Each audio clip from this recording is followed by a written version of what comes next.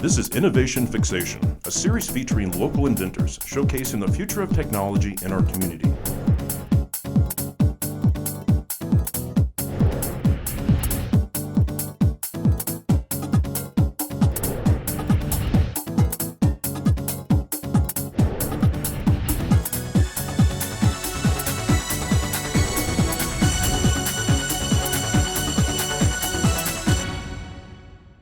Welcome to Innovation Fixation.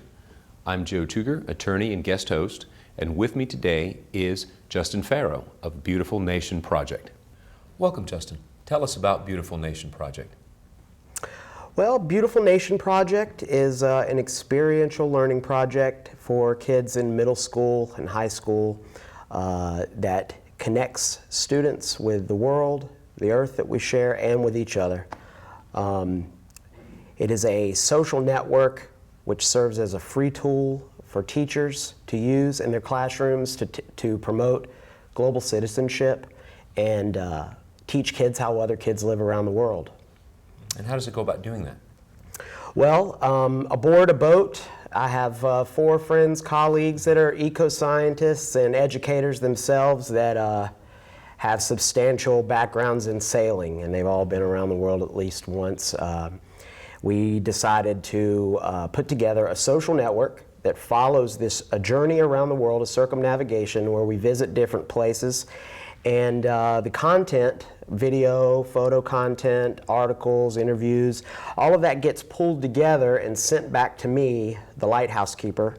And so I take that content and give the teachers that are following the journey the ability to mix and match it into custom curriculum, which basically gives a geographical component to any other component that we might be studying. That might be energy, could be water quality, marine debris, plastic pollution, that kind of thing. So attaching that geographic component and allowing the kids to interact with the sailors aboard the boat and the visiting experts that travel with us gives them a little more than just trying to teach a kid where something is on a map. You know, they can actually touch it, they can interact with it, they can ask questions, and it becomes more personal.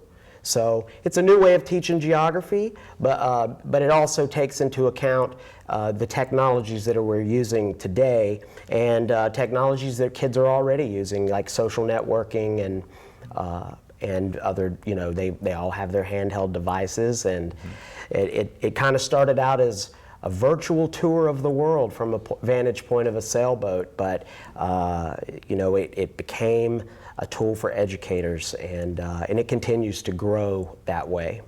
Now, do you have any partners that work with you in Beautiful Nation Project? Sure. I guess probably one of our most influential partners is Reach the World organization in New York City, where they do virtual pen pals and teach kids about other places in the world through logbooks that travelers submit and have together. So that's a partner that we've actually grow with, and you know, we submit articles as well to the Reach the World website. So that's a partnership. We work with the History Channel. We work with the Agastya Foundation in Chennai, India, which is hands-on citizen science. It's like a live virtual science fair that they have. So we have around 1 million students that follow us through that organization. We work with Earth Echo and the Worldwide Water Monitoring Project. We send out water quality testing kits to kids and allow them to monitor the changes in water quality in their own environment and talk about it through the network. Now you mentioned that it's a sailing ship that's circumnavigating the globe, but there's something unique about the crew of the sailing ship. Can you tell us about that? Well, they're all females, and very, very powerful and interesting females that all bring their own component to the project. My good friend Tonya Lovejoy, who is the captain, I went to undergrad with in College of Charleston, and ran back into her in New York on the street, actually, and we began talking about what we had been doing, and she worked with Reach the World.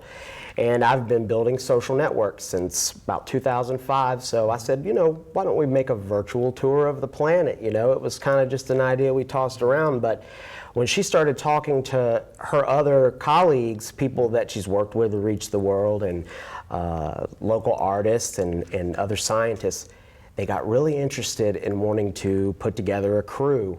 And so not only do we work with our own boat, but we also work as traveling or visiting scientists on other chartered boats. So there may be a project that's happening in the Caribbean, an eco-science or eco-tourism style project. We'll get involved in that, and we'll pipe that content through our site so that teachers can benefit from it and the students can participate and interact with it. Now, you had mentioned that through a particular foundation you have about 1 million students that follow you in India, but tell us a little bit about the students that may follow you here in the United States and how teachers or schools can become involved with your project. Well, we've done, over the past couple years, we're going into season 2 now, and so season 1 was a journey that occurred aboard 3 different ships. And these ships, they explored different things. And so we had different schools that would want to join and follow us based on the types of things those initial charters were exploring.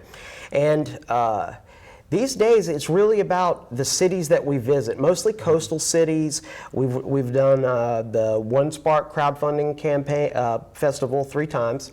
That's brought us a lot of schools from Jacksonville, and we've got schools in Wilmington, North Carolina. We've got student ambassadors in each of these schools that help us disseminate the information through all the kids and that kind of thing. But schools are actively joining based on just educator interest. If they want to build custom curriculum out of our content and bring it into the classroom, or maybe they just want to sign up for video conferences, they would ask us to stream in live to their classroom, give the kids an opportunity to have some one-on-one with the ladies aboard the boat and ask specific questions.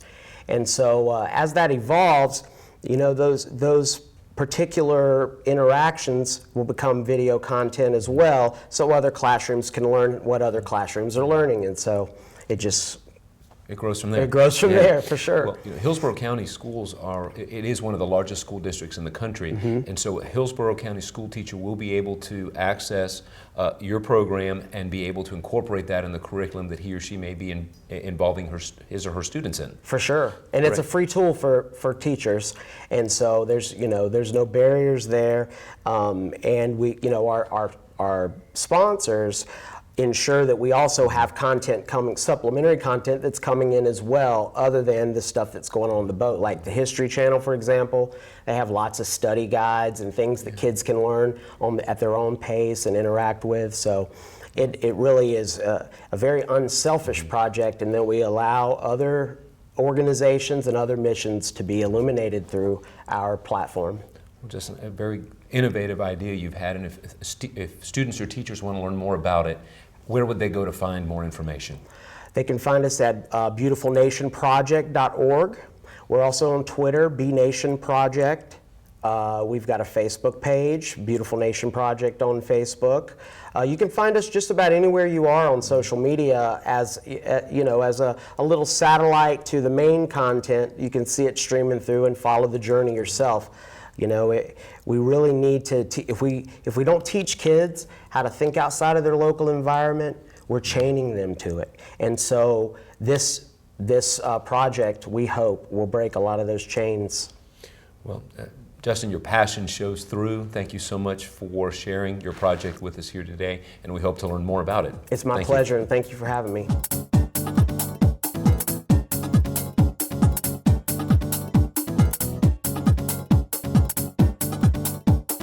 If you'd like to be featured on Tampa Bay Community Network, please call 813-977-5200 or visit tbcn.org.